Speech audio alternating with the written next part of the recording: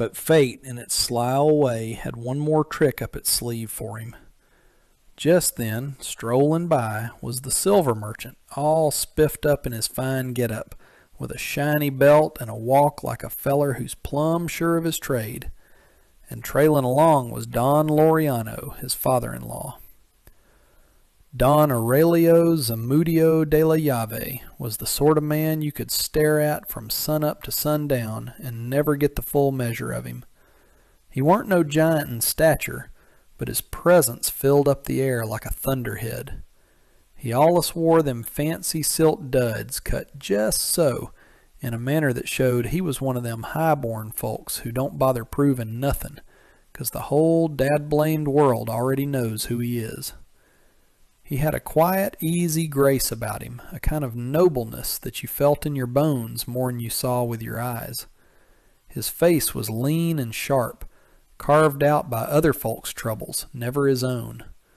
Them eyes of his, two dark little almonds, hardly ever looked a body square in the face, but when they did, they let on that he knowed a heap more'n what was being said.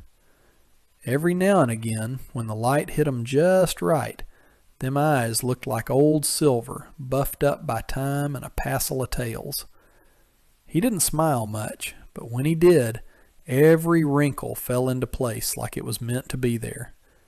It was a comforting smile, 2 pegs above honest and 2 below dangerous, all mixed up together. Don Aurelio hailed from one of them old Veracruz families, the kind that never hollers or takes up arms, but raises up governments and lets other folks do the fightin'.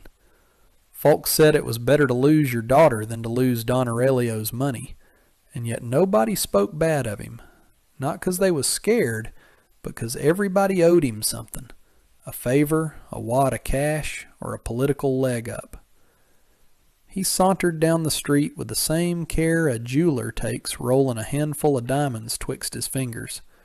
He warn't never in a rush, not for business and not for secrets. He was a feller well schooled in the ways of the world, a slick operator who stayed clean as a whistle. He managed to be around without poking in, warm without being chummy, and trustworthy without letting on his weak spots.